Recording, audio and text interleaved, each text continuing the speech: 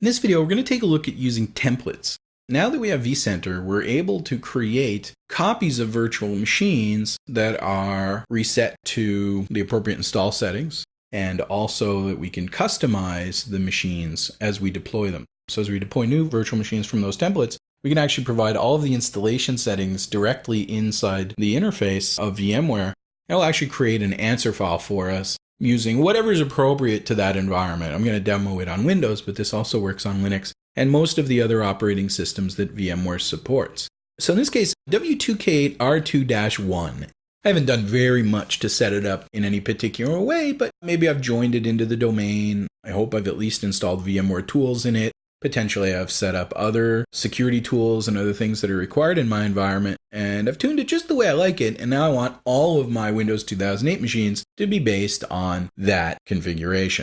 So typically, this would involve a third-party utility like Ghost, or maybe you're using the Windows Automated Installation Kit to build images.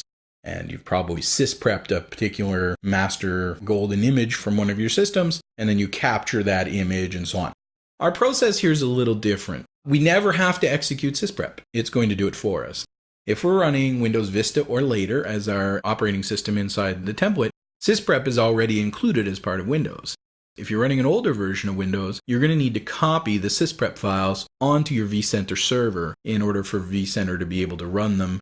After the machine is cloned, vCenter will actually run sysprep on the cloned machine, not on the source machine, which means every time we start up the source machine, we don't have to go through that normal process, that post-sysprep configuration. We only have to do that on new machines that we've cloned, and VMware will actually do that for us. Assuming I've got this machine all configured the way that I like, I'm going to go ahead and right-click on it. And you'll see in here we have a template option that we didn't have before when we weren't using vCenter. In this case, you see I have the option to create a copy and then put it in template mode, or I can convert it to template. So I'm just going to say convert to template here. And one of the things you're going to see is it's going to disappear. If you take a look at my inventory view, I'm in the inventory hosts and clusters view. Virtual machines are displayed here. Templates are not displayed here. So if I go back to the inventory though, you'll see I do have a VMs and templates view, which shows me virtual machines and also shows me templates separated from their hosts. Now in this case, I still only have one host, so it's pretty simple. What you can see now is my W2K8R2-1 has been discovered as a template. From there, if I right click on it, you'll notice I have the option to either clone it, which would make another template, convert it to a virtual machine, which would allow me to start this machine up. For example, I might want to install patches into it or add some software or something. Or what we really want, deploy virtual machine from this template. So I'm just going to say I want to do that.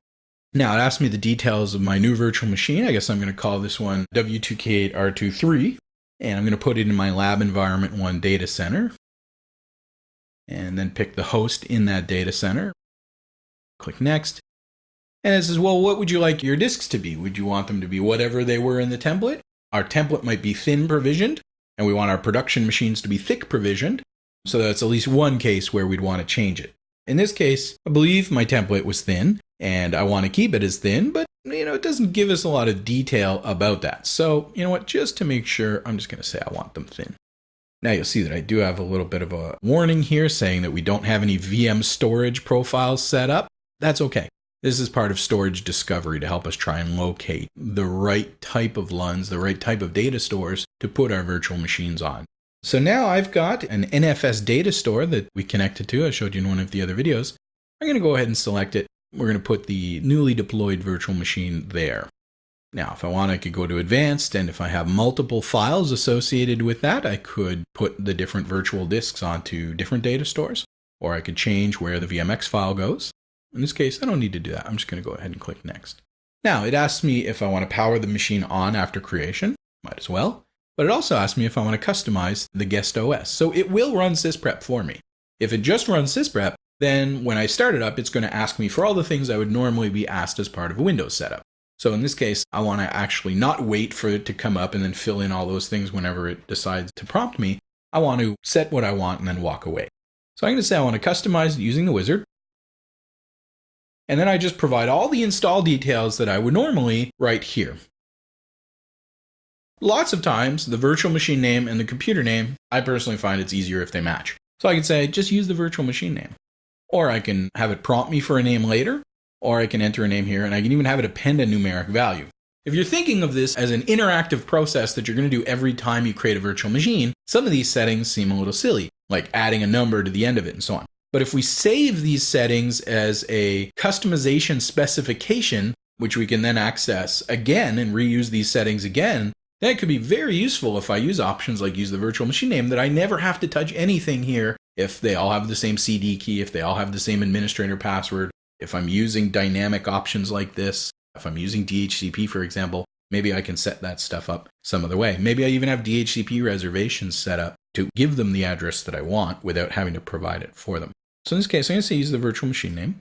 I'm not going to put in a product key. It's Windows 2008, so it's going to come up in evaluation mode if I don't include a product key, so that's okay. I'm going to go ahead and click next, provide the password that I want to use for admin.